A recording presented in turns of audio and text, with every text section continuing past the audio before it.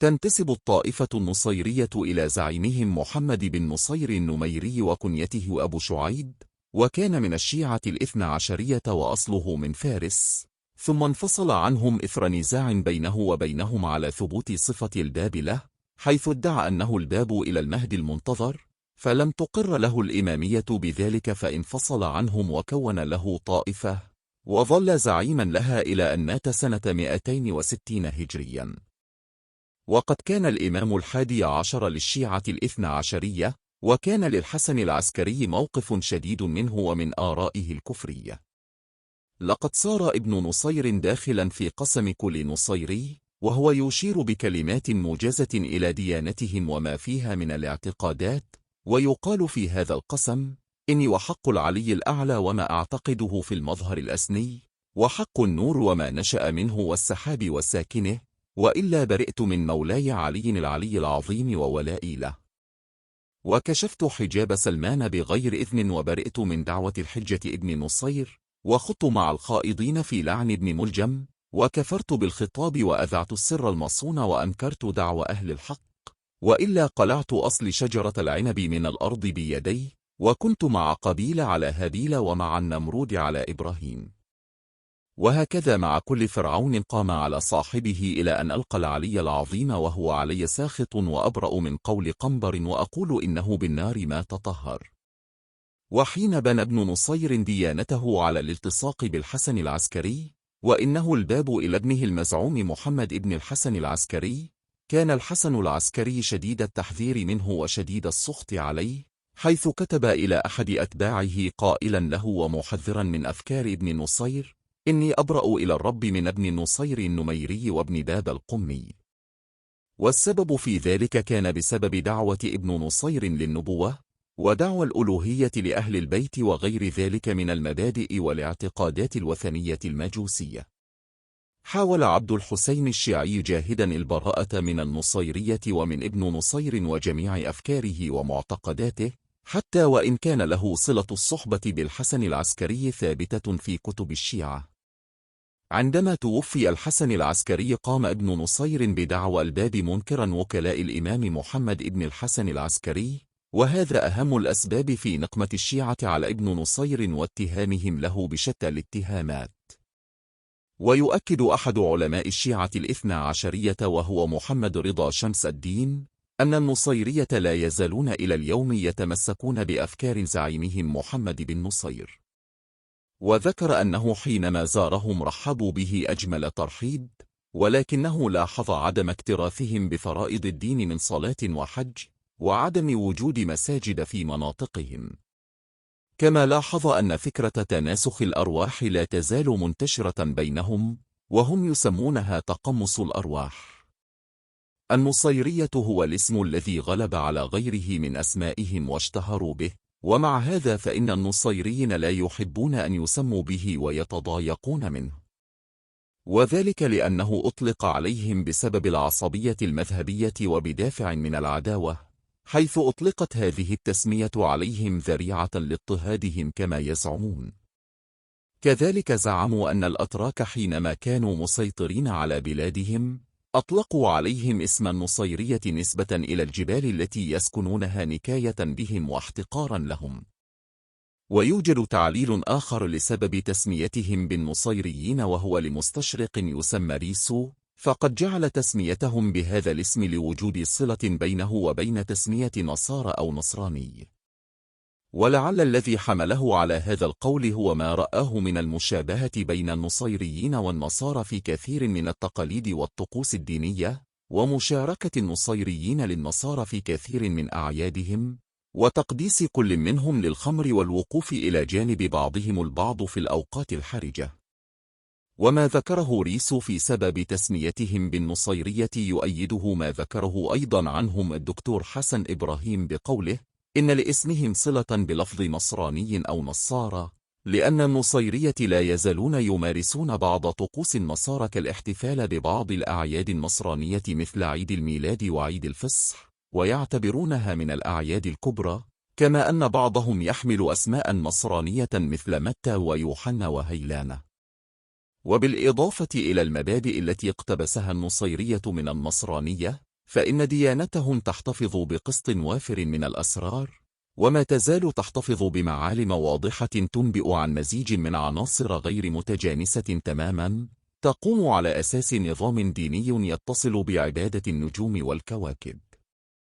ويقوم نظام النصيرية على التجسد، ويدور حول هذه الأسماء الثلاثة التي تكون التثليث الشبيه بتثليث النصارى، ويتمتع هؤلاء بالوحدانية والخلود. وهذه الأسماء الثلاثة التي يرمزون إليها في قائمة مذهبهم هو التي تكون تثليثا شبيها بالتثليث الكائن في النصرانية، ويرمز إلى هذا التثليث عند النصيرية بحروف عين ميم سين. ويقولون إن الرب حل في ثلاثة، هم علي ويرمزون إليه بالمعنى، ومحمد ويرمزون إليه بالاسم، وسلمان الفارسي ويرمزون إليه بالباب. ومن الجدير بالذكر أن النصيريين وهم يكرهون إطلاق هذه التسمية عليهم، إلا أنك تجد أن بعض علمائهم المتأخرين أحب فيما يبدو أن يجعلوا الاسم أصلا مقبولا. ومن ذلك ما ذكره النصيري محمد الطويل في تعليله لسبب إطلاق كلمة النصيرية عليهم، فهو يرى أن أبا عبيدة ابن الجراح حينما كان يقاتل في الشام طلب المدد، فأتاه من المدينة جماعة من العلويين وهم من الأنصار وعددهم 450 مجاهدا، ولما وصلت هذه النجدة والتحقت بالجيش نجح نجاحا جزئيا، فسميت هذه القوة نصيرة، ثم سلمت لهم الأرض بحكم قواعد الجهاد في تمليك الأراضي التي يفتحها الجيش. ومن هذه الأراضي جبل النصيرة، وهو عبارة عن جهات جبل الحلو وبعض قضاء العمرانية المعروفة الآن، ثم أصبح هذا الاسم علما خاصا لكل جبال العلويين من جبال لبنان إلى أنطاكية.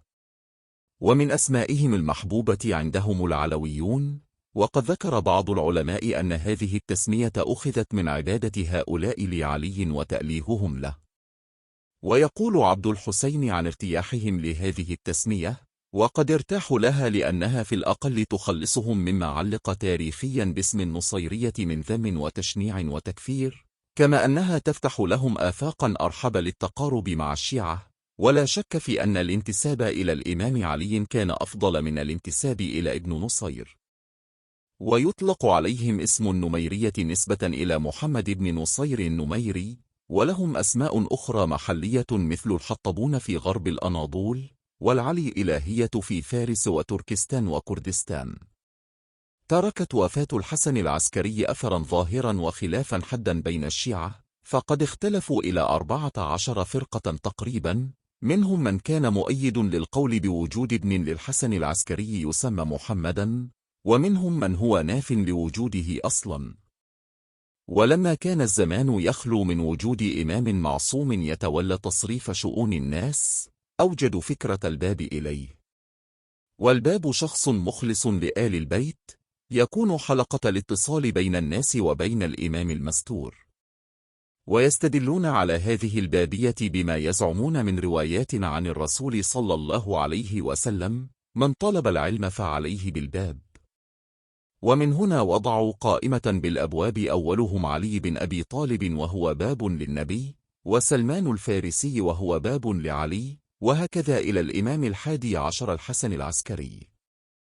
ثم اختلفت كلمتهم، فادعى النصيريين أن الإمام 12 محمد ابن الحسن العسكري لم يكن له باب، ومن هنا وقع الخلاف بين النصيرية والإمامية 12، مما أدى إلى انفصال النصيرية عن 12. وبعد وفاة ابن نصير تناوب على زعامة النصيرية عدة أشخاص أثروا المذهب بأفكارهم وتنوع المعتقدات وتعدد الطرق والآراء، وكان من أبرزهم أبو محمد الجنبلاني، وتلميذه الحسين بن حمدان الخصيبي، ومحمد بن علي الجلي، وعلي الجسري، والميمون بن سرور بن قاسم الطبراني، وحسن المكزون السنجاري، وهو آخر مظهر لقوة النصيرية. قال الدكتور سليمان الحلبي عن حال النصيرية بعد وفاته: وبعد وفاة الحسن المكزون تفرق النصيريين إلى عدة مراكز دينية غير مرتبطة ببعضها البعض، يتبوأ كل منها لمرجع ديني يطلقون عليه لقب الشيخ، واستقل كل شيخ برئاسة مركز صغير إلى أن استطاعوا من السيطرة على نظام الحكم في سوريا، فعادت لهم سطوتهم وقوتهم مرة أخرى. ولكنهم في هذا الظهور الجديد اتخذوا لهم أسماء أخرى مثل حزب البعث ودعوى التقدمية والتحرر. يعتبر النصيريين ديانتهم ومذهبهم سرا من الأسرار العميقة التي لا يجوز إفشاؤها لسواهم، ومن يفشي شيئا منها يكون جزاؤه القتل، لأنه أفشى سر العلي الأعلى. ومن أمثلة ذلك أن سليمان الأضني وهو من أبناء مشايخ النصيرية من ولاية أضنة تنصر بتأثير بعض المنصرين الأمريكيين وجاء إلى اللاذقية، وكتب كتابا سماه البكورة السليمانية، وكشف فيها الكثير من أسرار العقيدة النصيرية. وبعد أن قام باللاذقية مدة أخذ أقاربه يراسلونه ويحببون إليه العودة حتى آمن جانبهم وعاد إلى وطنه الأصلي، فكان جزاؤه أن أحرقوه حيا. ثم حاول النصيريين بكل جهد وعزم على احتواء الكتاب حتى اختفى تدريجيا، ولا توجد منه الآن نسخة واحدة.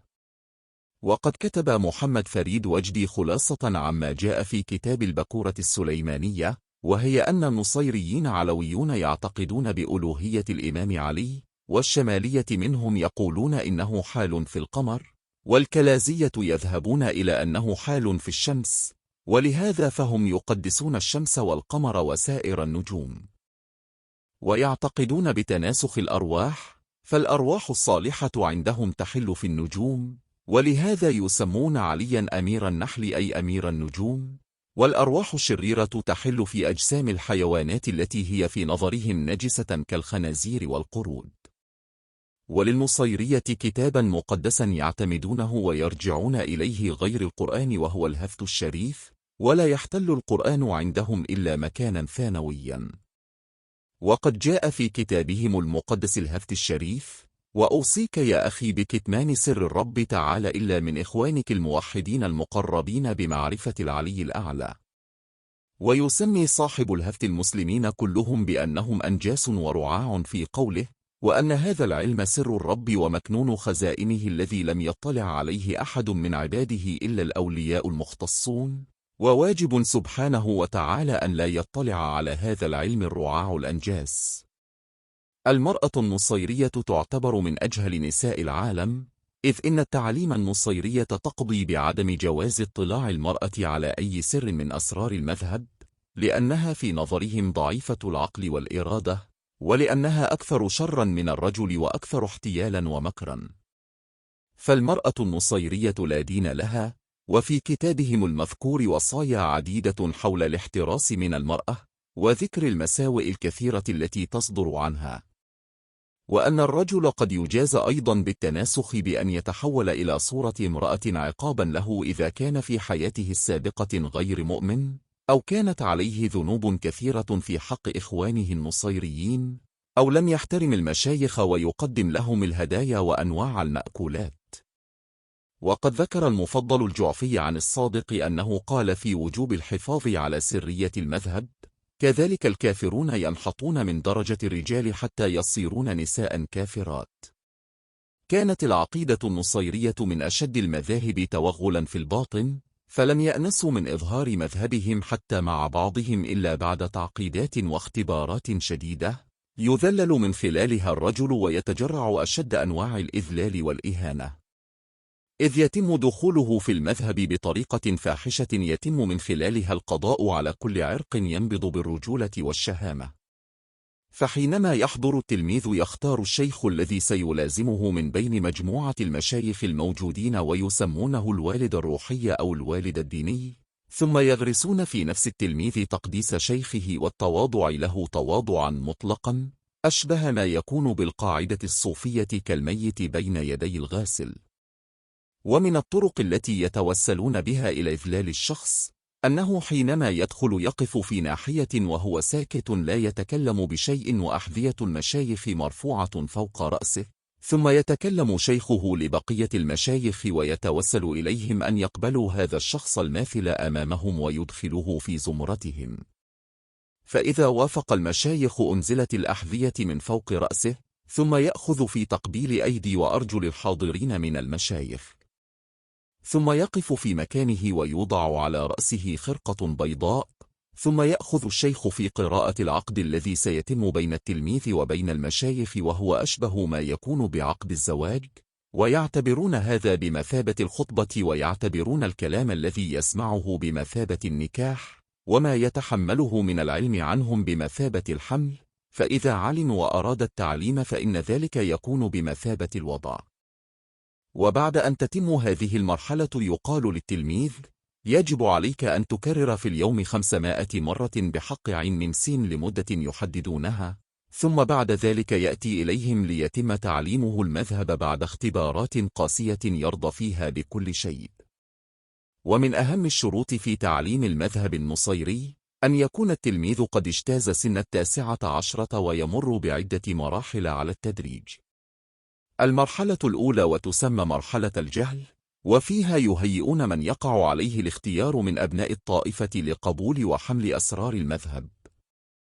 ثم مرحلة التعليق، وفي هذه المرحلة يلقنونه شيئا من تعاليم المذهب، ويبقى مدة 1 إلى 2 تحت إشراف شيخ من شيوخ الطائفة ليطلعه على شيء من أسرار المذهب بالتدريج، فإذا توسموا فيه القبول والنجابة نقلوه إلى المرحلة الثالثة.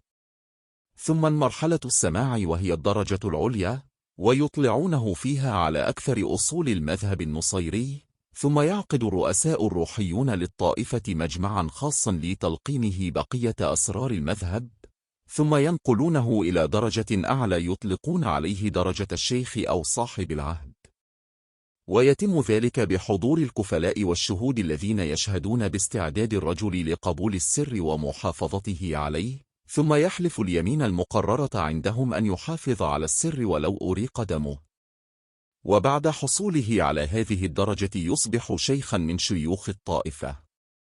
للنصيرية عقائد كثيرة بعضها ظاهر وبعضها لا يزال في طي الكتمان، وقد اتضح أن أهم عقائدهم وأبرزها تأليه علي زاعمين أنه إمام في الظاهر ورب في الباطن، لم يلد ولم يولد ولم يمت ولم يقتل ولا يأكل ولا يشرب. وبحسب اعتقادهم أن الرب تجلى في علي فخلق محمدا، ومحمد خلق سلمان الفارسي، وسلمان خلق الأيتام 5 الذين بيدهم مقاليد السماوات والأرض، وهم المقداد رب الناس وخالقهم الموكل بالرعود والصواعق والزلازل، وأبو ذر الغفاري الموكل بدوران الكواكب والنجوم، وعبد الله ابن رواحة الأنصاري الموكل بالرياح وقبض أرواح البشر، وعثمان ابن مظعون الموكل بالمعدة وحرارة الجسد وأمراض الإنسان، وقنبر بن كادان الموكل بنفخ الأرواح في الأجسام. ويحتج النصيريين لهذه العقيدة بقولهم إن الرب معبود مقدس يحل في الأجسام متى يشاء، وله التصرف وإليه ترجع الأمور. وعلي إمام في الظاهر ورب في الباطن. الظاهر قسم الناسوت الذي يأكل ويشرب ويلد ويولد ويتقرب إلى عباده ليعرفوه عن كثب، وأما الباطن منه فهو قسم اللاهوت الذي لا يأكل ولا يشرب. ويستدلون على ألوهية علي بما حصل له من كرامات كقلع باب خيبر وشجاعته الحربية، وأن الرسول صلى الله عليه وسلم أسند إليه قتال الكفار الظاهرين، وعلي أسند إليه قتال المنافقين لأنه يعرف البواطن. وقد اختلفوا في مكان حلوله بعد أن ترك صورته البشرية، فمنهم من يتجه إلى القمر في عبادته لاعتقاد أنه حل فيه وهؤلاء يسمون الشمالية، ومنهم من يتجه إلى الشمس في عبادته لاعتقادهم أنه حل فيها وهؤلاء يسمون الكلازية. ويؤكد صاحب الهفت الشريف أنه ما من مؤمن يموت إلا وتحمل روحه إلى الإمام علي فينظر فيها، فإذا كان مؤمنا صافيا صعدت الملائكة بروحه إلى السماء فتغمسها في عين على باب الجنة اسمها عين الحياة. ويقول الأئمة عن نفسهم: نحن الأئمة أولياء الرب، لا يفتر علينا من علمه شيء لا في الأرض ولا في السماء، نحن يد الرب وجنبه، ونحن وجه الرب وعينه، وأينما نظر المؤمن يرانا. إن شئنا شاء الرب، والحمد لله الذي اصطفانا من طينة نور قدرته، ووهبنا سر علم مشيئته. ويتجلى تأليههم للإمام علي في تلك الأدعية التي تسمى سورا عندهم، فقد جاء في السورة 3: إني أسألك يا مولاي يا أمير النحل، يا عليا يا عظيم يا أزل يا فرد يا قديم، يا علي يا كبير يا أكبر من كل كبير، يا خالق الشمس والقمر المنير، يا علي يا عالم يا خبير، يا راحم الشيخ الكبير يا منشئ الطفل الصغير، يا جابر العظم الكثير يا محل كل يسير من غير عسير. وفي سورة السجود: يا علي سجد لك وجهي 2000 البالي إلى نور وجهك العزيز الحي الدائم، يا علي لك الإلهية إياك مولاي علي نعبد. وقد أضافوا إلى ألوهية علي وحلول الرب فيه أن الرب حل أيضا في سائر الأئمة من بعد علي، ومن ذلك زعمهم أن الحسين هو رب العالمين، بل إنهم يعتقدون جازمين أن الأئمة أفضل من كل الأنبياء، لأن الأئمة بزعمهم يكلمون الرب مباشرة، والأنبياء يكلمون الرب من خلال جبريل. وقد ادعى رجل منهم يسمى سلمان المرشد الألوهية في هذا الزمن حين كانت فرنسا مستعمرة للشام، فأوصل نفسه إلى رتبة الألوهية وآمن به واتبعه كثير من النصيريين. وكان يذكر في تاريخه أنه يلبس ثيابا فيها أزرار كهربائية، ويحمل في جيبه بطارية صغيرة متصلة بالأزرار، فإذا أوصل التيار شعت الأنوار من الأزرار فيخر له أنصاره ساجدين. ومن الطريف أن المستشار الفرنسي يسجد مع الساجدين ويخاطب سلمان المرشد بقوله يا إلهي. اتخذ سلمان المرشد رسولا اسمه سلمان الميده، وكان يشتغل جمالا عند أحد المزارعين في حمص، في حين كان سلمان المرشد مدعي الألوهية راعي أبقار، وهكذا يكون الإله راعيا والرسول جمالا كما يذكر الحلبي. قال أبو الهيثم: لقد جاء يوم على المرشدية كانت فيه سيف الفرنسيين على رقبة كل وطني في اللاذقية، حيث أقام ربها سلمان نفسه دولة ضمن دولة يفرض الإتاوات ويجبي الضرائب، ويقيم المحاكم وينفذ أحكام الإعدام ويقطع طرق المواصلات. وحين رحل الفرنسيون عن سوريا ترك له من أسلحتهم ما أغراه بالعصيان، فجردت الحكومة السورية آنذاك قوة فتكت ببعض أتباعه واعتقلته مع آخرين، ثم أعدم شمقا في دمشق عام 1946. وقال عنه أبو الهيثم: العجيب في أمر سلمان أنه لم يكن ليصرح بمزاعمه الإلهية خارج حدود نفوذه قط، وقد مثل منطقته في البرلمان السوري كأي نائب، فلم يسمع منه أي تصريح أو تلميح لما يقول فيه أتباعه. وأذكر أنني اجتمعت به وسألته عن هذه الدعوة التي تشيع عنه فأنكرها أشد الإنكار، وشهد على نفسه بالإسلام. وبعد موته قدس أتباعه ابنه مجيب الأكبر وجعلوه ربا، وقد قتل هذا أيضا، ولكن استمر أتباعه على تأليهه. ومن العلماء من يذكر أنهم الآن يريدون تأليه أحد إخوة مجيب الذين لا يزال لهم نفوذ في النصيرية، ويصرحون بتمسكهم بالمرشدية. يقول أبو الهيثم: فالمرشدي لا يكتم عقيدته في تأليه سلمان وأبنائه الذين أعدهم الأب لمنصب الألوهية منذ أن اختار لهم بعض أسماء الرب الحسنى: فاتح وسميع ومجيب. ولهم صلاة يسمونها الصلاة المرشدية وينسبونها إلى مجيب الأكبر، يقولون فيها: تسبيح إلى مولانا مجيب ابن سلمان المرشد الرب العظيم، مولانا لك العزة والمجد والتهليل والتكبير، سبحانك ربنا إنك كريم رحيم، يا مولانا يا مجيب المرشد، سبحانك أنت الرب العظيم.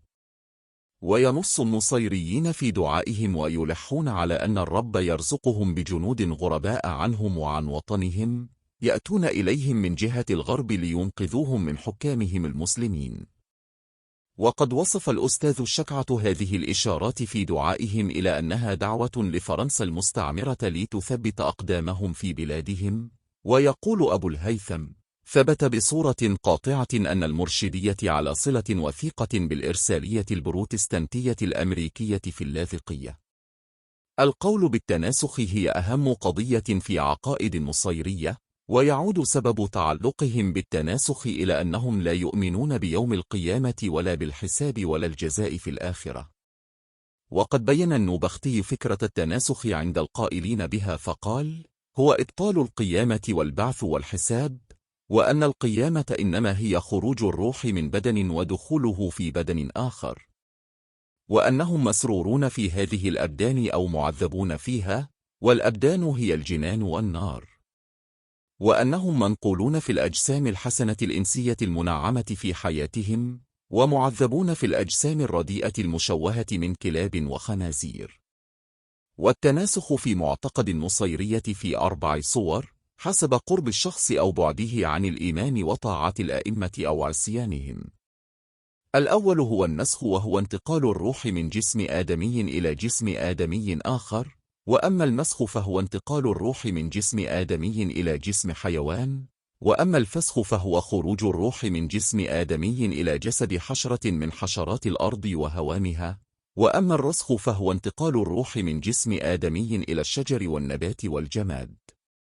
ومن الجدير بالذكر أن بعض الروايات تذكر أن المسخ والفسخ والرسخ لا تصيب النصيري، بل هي خاصة بمن عداهم من الناس الذين يطلقون عليهم الكفرة، والذين يمرون في تكرار مولدهم بألوان العقاب والجزاء في هذه الدنيا.